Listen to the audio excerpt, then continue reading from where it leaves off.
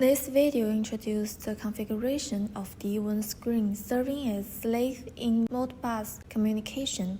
There are 5 parts: wiring, download file overview, configure 22 file, project download, communication test.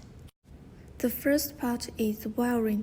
In the video, a 4852-232 adapter and a 232 USB adapter are used. Connect 485R plus to the screen phonics terminal block A plus R minus to B minus. In addition, the screen requires a 12-volt power supply. The second part is an introduction to the files that will be used in this tutorial. This includes the download files and the modbus setting guide for T5L and the instruction file. Download the file contains the UI interface, 13 and 14 files, 22 config file that needs to be rewritten to enable modbus slave mode, ICL files, DWIN OS file, necessary for modbus slave protocol. The 22 file is already configured here, so you can copy the file and just modify the corresponding address without configuring the initial 22 file. The DWIN OS file can be opened with the DWIN OS Builder and can be used directly in common applications without extra modification. The Modbus setting guide describes the corresponding instructions for the master and the slave and OS file. For understanding the meaning of the 22 file 16-byte configuration and the meaning of the 16-byte instruction parameter configuration. The instruction file is used for test. The third part is the configuration of the 22 file. Open the 22 file by the binary software Ultra Edit and jump to OX1C000 to start configuring the 22 file in bytes. Next, I will introduce the corresponding meaning of OXE000 to OXE007 mode. Open the Modbus setting guide. I will explain the following configuration one by one.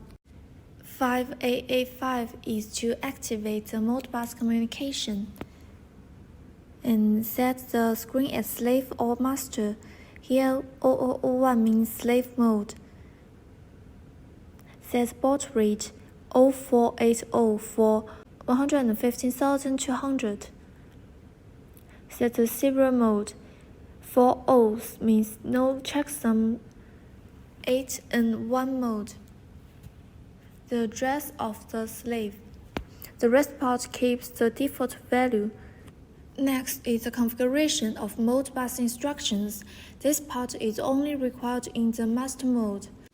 While the main purpose of the screen as a slave is to receive instructions sent by the master and display them, the instructions of this part can be referred to the video of screen serving as a master.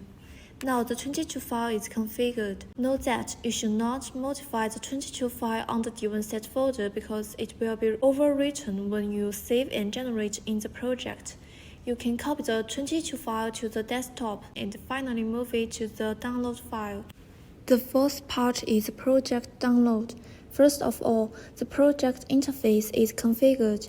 Here the data variable display control is used, and the VP needs to be set to be consecutive value to facilitate the instruction test of sending data to consecutive addresses. The more commonly used variables for Modbus are data variable display, text display, and variable icon display. Click the control, draw the size on the background image, and set the corresponding VP and parameters. Note that the value of VP should be set to 1000 and above.